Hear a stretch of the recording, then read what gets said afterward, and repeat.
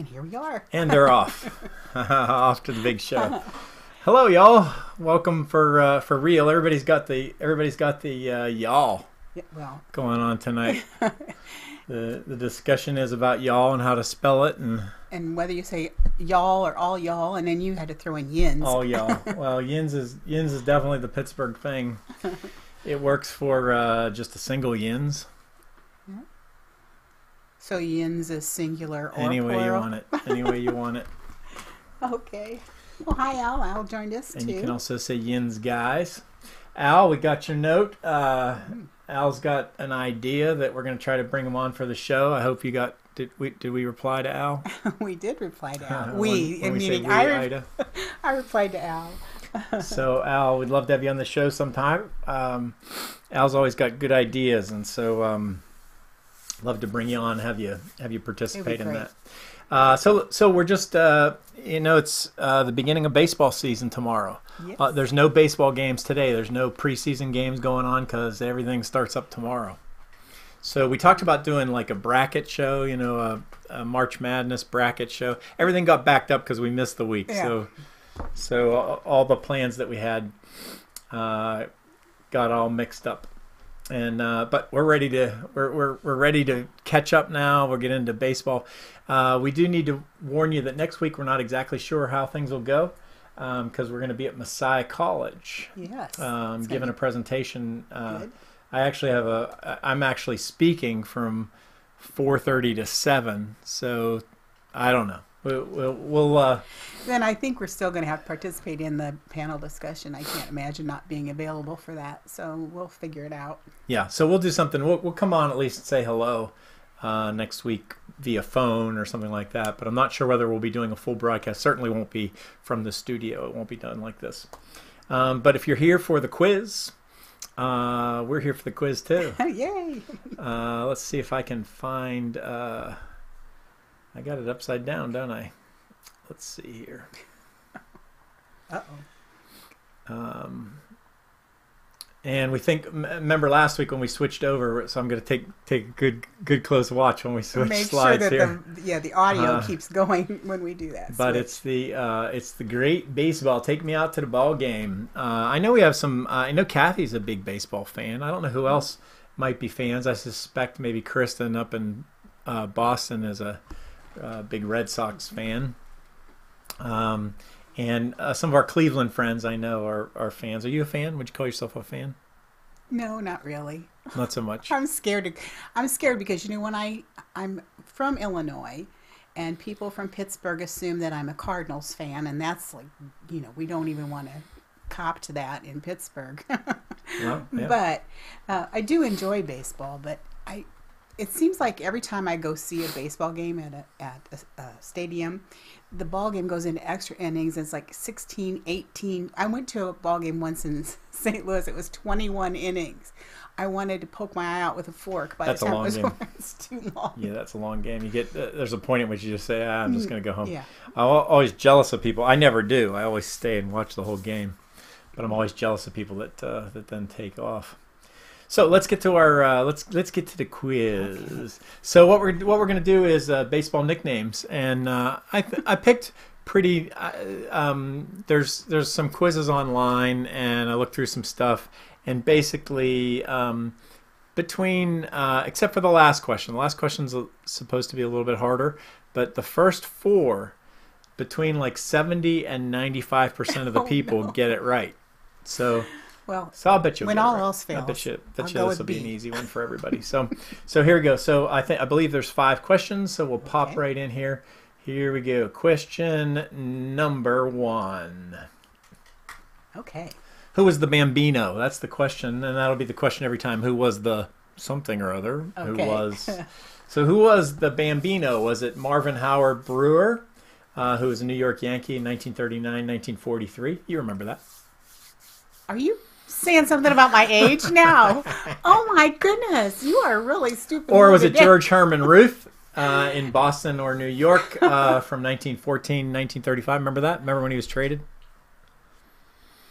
I'm not even responding to that. That was the big trade. Or Craig Kimbrell The Atlanta Braves, San Diego Padres, Boston Red Sox from 2010 to 2018. I might remember. I'm not positive if he's still active or not. Maybe somebody else out there knows. Craig Kimbrell or Danny Graves, Cleveland, Cincinnati, New York Mets, 1996 to 2006. So the question is, who was that Bambino? Do you know what Bambino means? Babe. Yeah, I know. Babe. The reason why I remember the Bambino is because of the song Bambino Divino. We used to sing that. It was Latin, the Divine Baby. Oh, we didn't sing that in public school. Well, did you go to? Yeah, they let us. They let us sing song. They let us sing music, and so far I think everybody got it right. Well, so far Al says B, Ruth, and Kristen's saying B. I say B because I even think Babe Ruth. George Herman Ruth. Yeah. Also known as the Babe. Let's take a quick look. The answer is. Oh, I wouldn't have known any of those. Turns out they all have baby nicknames. Marvin Howard Brewer was called Babyface for obvious reasons. Craig Kimbrell was the baby-faced assassin. Oh, wow. And it turns out there's competition for that name because Danny Graves also was the baby-faced assassin. Oh, two baby-faced assassins. But Babe Ruth was the Bambino. And the Bambino had many nicknames. He was also called the Sultan of SWAT, the Big Bam. That's what his teammates called him, the Big Bam. Big Bam? Yeah. I never heard that before. I believe that was they were using the name for Babe. That's where it came from, the Big Bam. Oh, like short for Bambino. I get it. Yep. And the King of Crash, the Colossus of Clout, the Babe, and then of course the Great Bambino. So those were. Well, that was a pretty easy one. So if they're all this easy, maybe I could. That was actually the easiest one. They're in order. They get a little bit, just tiny, a little bit harder. Okay. I believe it's 98% of the people get that one. Oh well, then we're in good company. So you can guess the other nicknames if you're really a big baseball fan. Okay. Because everybody's got a baseball. So here we go. Who was Shoeless Joe? Oh no. Shoeless Joe. I actually know a little bit about this one because there's a famous show called Damn Yankees, and it's a musical. And I was in it in high school. Oh. And they have a song in that show called Shoeless Joe from Hannibal Moe. Shoeless Joe from Hannibal Moe. So the question is Shoeless Joe DiMaggio, New York Yankees, 1936-1951, or was it Joe Morgan, Houston Astros, Cincinnati Reds, San Francisco Giants, Philadelphia Phillies, Oakland Athletics from 1963-1984, or Joe Torre, who was with Atlanta, St. Louis, and the New York Mets from 1960 to 1977, and who's my last? Joe Jackson. Joe Jackson, Cleveland, Chicago White Sox, Philadelphia, 1908 to 1920. I think I know this one not because I know who it really knew, but because of Field of Dreams, that movie. Oh, Field of Dreams. Yeah. So you think this person's in Field of Dreams? Yeah. Huh. I don't remember the movie well enough. Oh, well. There were a lot of people. I'll tell you, he got his nickname because one day he went out, his shoes weren't broken in, and so he just wore his stockings. They called him Shoeless Joe. As a result, so he played honest to goodness baseball game in his socks. Yeah. I don't know if I'm not sure if it was a game or if it was just a practice or something, but. Let's see what we got. Hello, Joel. Welcome from Springfield. Doing a little bit of baseball trivia. So let's see what the answer is. It is. The answer is Joe Jackson. The other folks there are Joe DiMaggio, who's Joltin' Joe or the Yankee Clipper. Joe Morgan, who was also called Little Joe or the Little General. And Joe Torre, who's the only name in the whole list of 5 questions who doesn't have a nickname. How come you know who Joe Torre is? Wasn't he a coach? Yeah, he's most famous for coaching. Cardinals. But he also was a player. He played during whatever those years were. Let me look. Played from 1960 to 1977. So Joe earned his nickname by once playing in stockings because his baseball shoes weren't broken in. How about that? So I think these must be too easy because people are getting these. Everybody's getting them all, yeah. right? Well, either that or we just really have some really good baseball aficionados. Yeah. All right, well, let's get to the third one. Okay. Third one, who was the Iron Horse? Another easy one. No, it's not. You don't think that one's easy? No. Iron Horse? Yeah, the Iron Horse. The Iron Horse. Why do you think somebody would be called the Iron Horse? Because he snuck in someplace? I don't know. All right, the question is it Harry Anderson, who played for Philadelphia or Cincinnati? Is it Herb Crompton, who played for the Washington Senators, New York Yankees in only 1937 and 1945? Was it Lou Gehrig, New York Yankees, 1923 to 1939? Excuse me. Or was it Sandy Alomar, California Angels, Atlanta? He also played for the New York Yankees, the Chicago White Sox, and Texas Rangers, and New York Mets. Iron Horse. Sandy Alomar got around a lot. Yeah, the Iron Horse. What do you think, guys? Oh, well. Al is saying it's Lou Gehrig. I don't know. It's almost a giveaway. I mean, you almost... I bet you, again, we're still in the 90% of people who know. People should know. I have no idea who the Iron Horse is. All right, well, let's see. The Iron Horse is... It's Lou Gehrig. Oh. Harry Anderson was Harry the Horse. Herb Crompton was the Workhorse. Lou Gehrig was the Iron Horse. And Sandy Alomar was the Iron Pony.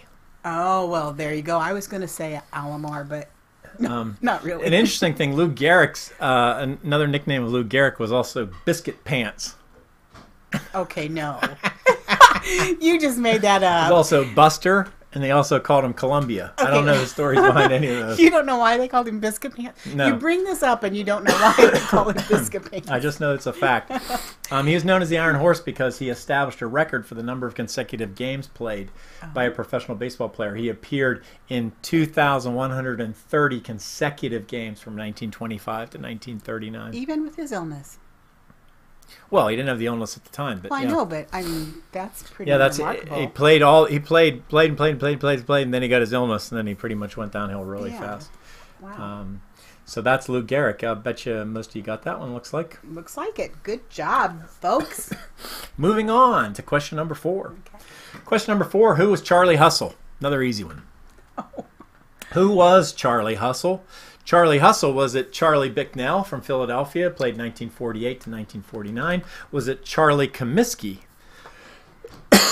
You maybe have heard of Comiskey Park. I've heard of Comiskey Park. Yeah, so Charlie Comiskey was a pretty famous person. St. Louis, he also played for the Chicago Pirates, not the Pittsburgh Pirates, but the Chicago I didn't even Pirates. know there was a Chicago Pirates. Well, all these teams moved around a lot. There were times when the names were duplicated and doubled up.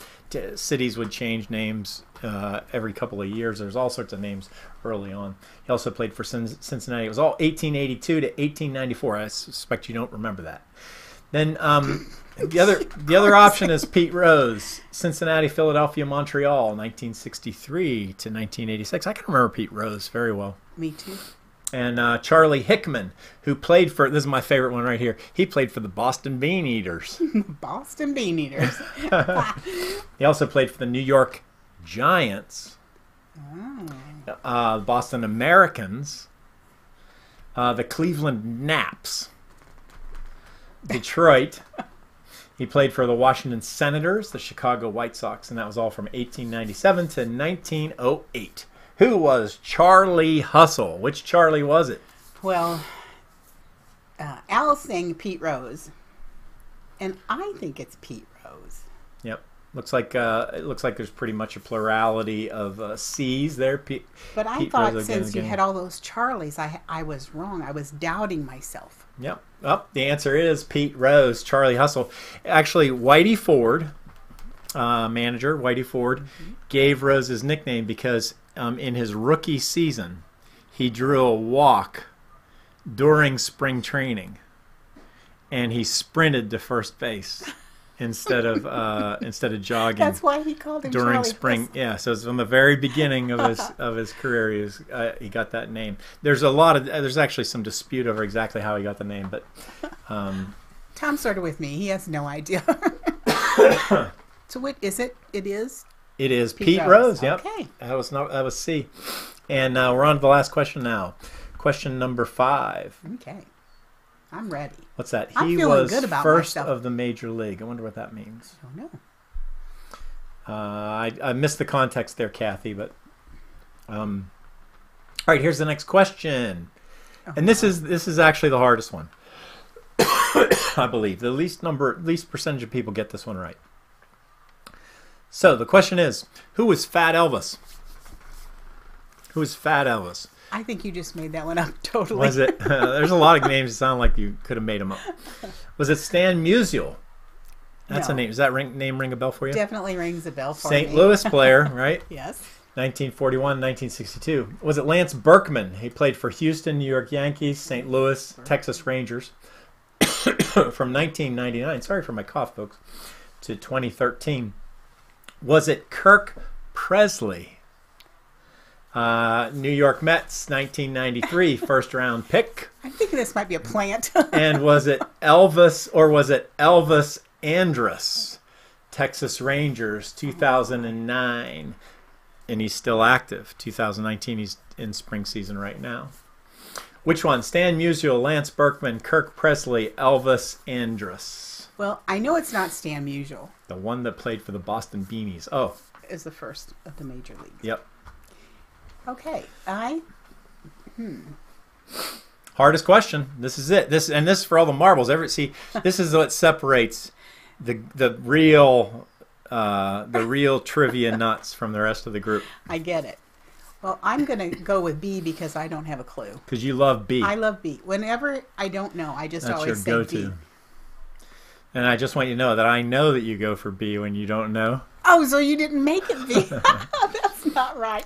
So, Tom Booth says B, so maybe it is B. So let's see who it is. Turns out it is B. It is B. It is Lance Berkman.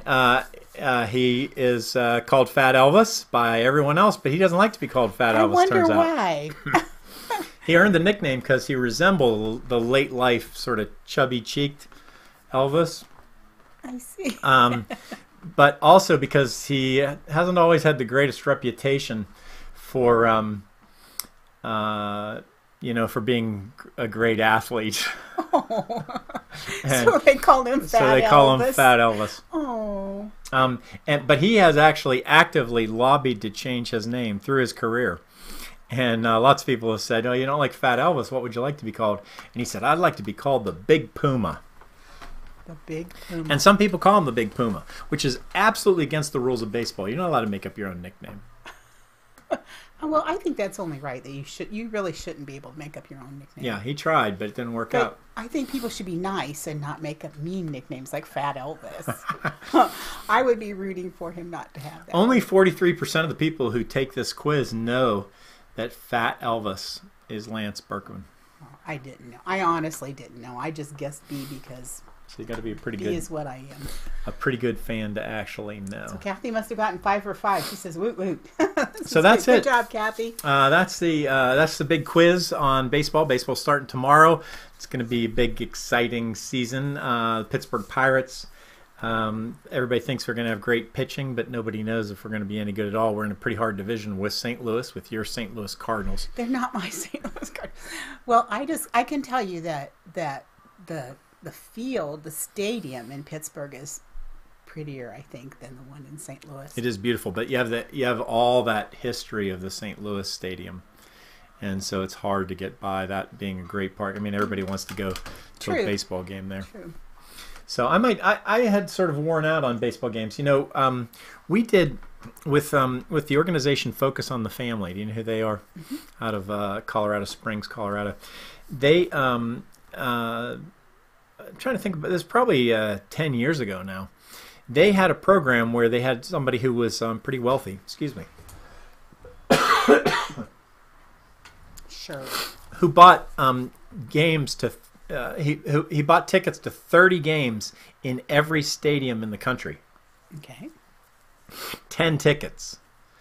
And then he gave them away to and through Focus on the Family. They had a program, and oops, I switched myself out. And and so they gave them to a family who was affected by disabilities. Oh, how nice is that? But they only gave 6 of the tickets to that family, and they gave 4 other tickets to a host, what they called a host family, that went along with the family. So they were handicapped accessible seats to 30 different games, 10 tickets. Oh. It's a pretty big undertaking if you think about it. 32 teams. I mean, 10 years ago? Never stopped to calculate the cost of it. But we were the ones in Pittsburgh who gave out the tickets. And so we allocated them through churches. We contacted different churches and had them put that together. But it was a neat program because people liked. This was before the Pirates were any good. Actually, the Pirates got good that year. So at the beginning of the season, we couldn't give the tickets away. At the end of the year, everybody wanted them. Yeah. But it was a fun program because people got to go to the ball game. It really encouraged just relationship. I thought it was a really neat. I've often wanted to go back and actually, what happened was the next year, Focus on the Family got into some financial, not struggles, but they were a little bit low financially, and they pared back some of the ministries that they were working on. And this was one of the ones. Oh, that's a shame because it sounds really cool. I always used to send them letters because they're very pro-life oriented, and I'd say, it's great to be pro-life, but what about after birth? Like, what are you doing? You're talking a lot about pro-life, but what do you do after birth to support the pro-life stance? Mm-hmm. And so as a result of that, so it was called Game Day. Yeah, I'll remember one time, but I can't remember right now. But I like the thought. I really do. It's that'd be really cool. So I'd love to revisit that sometime.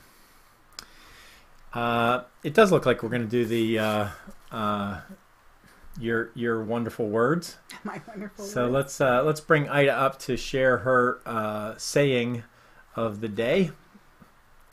So here you go. So every week I pick a saying, and this one just called out to me. Maybe because it's April showers bring May flowers. I don't know, but I love the photograph. It's one of my friends took this actually in her garden and didn't even notice that there was a bumblebee on that flower. But anyway, right in the middle there. Yeah, I hadn't seen it myself till.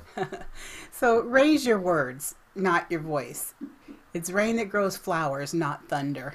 So I think that that's important, that we speak with kindness and remember that. What is that? You can attract more flies with honey. Yeah. Or bumblebees. Yeah, we should be using our words, shouldn't we? But we don't always have to use them in offensive or overly assertive ways. Absolutely. Hey, look, it's Selah. Let's bring Selah and say really? hello. She's been quite good not come on coming up. in tonight. There she is. Say hello to everybody. Hello. You got the camera on me, and she's... Put yourself on the camera. All right, Selah. Here, have you this miss for coming Sailor. to visit. She always comes in to visit and see what we're up to. She was actually a little too much for me last week. I wasn't feeling that well, and she's in here biting my hand the whole show. She was aiming for a treat and didn't quite get there. But anyway, thanks for that saying, Ida. You're welcome. Raise your words, not your voice. Just be careful what you say. Yeah, and interesting. Let's move to the joke of the day now. Okay. Let me see if I can figure out how to get that joke of the day to come up. It's because it's baseball. We decided to use our friend Ron Flynn. Now Ron passed away. Not sure the exact date, but it's been more than a year. Right. And such a sweet friend. Such a good friend, but a huge baseball fan. Yes. You always you could always count on tweets from him every time the Pirates win, every time the season was beginning, and so this is Ron Flynn, and so Ron's got a joke for us today, and we are putting some words into his mouth. But I actually think this joke sounds a little bit like Ron. He actually was a stand-up comedian. He was a comedian. And always had something funny to say. And he was, like I said, a great friend and truly missed. He used a wheelchair, so you have to be really good to be a stand-up comedian. That's what he used to say. Comedian. He said people would always trip over the words. They didn't know whether to call him a stand-up comedian or not because he was in a wheelchair. That's one of the asides that people always with disabilities always talk about, is how, people who are blind, somebody will say, well, I'll see you, or I'll talk to you later. Did you watch that show on TV? Yeah, and there's all these, and the basic idea there is, well, people use those terms themselves. Right. So just get over that. Okay. It's all right that he's a stand-up comedian and he uses a wheelchair. It's not a big deal. So Ron says, a man at a baseball game wondered why the ball kept getting bigger and bigger. Oh, well, this one I've never heard before, so. Then it hit him. Oh, my goodness. This is why I didn't hear it before. Actually, in that picture, though, it's really cool. That's his son. That's Ron's son, little Ron. That's also Ron. Ron, yeah. Yeah, Ron and Ron looking good in their baseball. I think both of them. Ron was an usher at the ball games, and he took particular interest and particular care for individuals with disabilities, make sure they'd get the elevator and right. knew where to go and knew how to get to different places to navigate the stadium. He's really good. The first time I met Ron, I went up to him and I told him about Uniquely the Same, and he said to me, "Oh, really?" He said, "I see you're walking around. There ain't got any people with disabilities on your board." Exactly. And pretty assertive and aggressive. He was an advocate. Yes. And I said to him, "No, you're not going to discriminate against me because I don't have a disability, are you?" I remember that. And it shocked him a little bit. Like, he was like, "Hey, nobody ever said that to me before." And we had a laugh about it, Yes. And he said, "Nobody ever said that back to me." And I said, "Oh, you mean like I'm treating you like a regular person, like we're both regular people, you and me?" So we got to know each other quickly through that interaction and became friends. And wish we had more time together. Ron was actually one of the very last people to get polio. Right. Before before the polio vaccine had really taken effect and made a difference. Yep. He was one of the very last. And so that's sort of an interesting history. But what a great man! What just a delightful. He must have had his down times, but he was always just so pleasant to be with, and a great part of the Pirates. So that's my friend Ron. Baseball kept getting bigger and bigger, and then it hit him. Sometimes Ron's a little racier than that, but that's well, that's sort of his style. Let's see what else we've got here. Unfortunately, it's time for the people for us to close out our YouTube. There's already? more videos you can watch by looking down below. Even over in this little box over here, we'll have some recommended videos for you. But we really are glad that you stopped by to take the quiz, and hope you got 5 out of 5 with us. Those on Facebook, we're going to continue with the show here in just a second. But for now, we got to say goodbye to our YouTube live folks. We always say sharing, caring, loving to unique, yet same as you. And what we really mean is I'm uniquely the same, you're uniquely the same. Together we can change the world. We'll see you next Wednesday for our live show.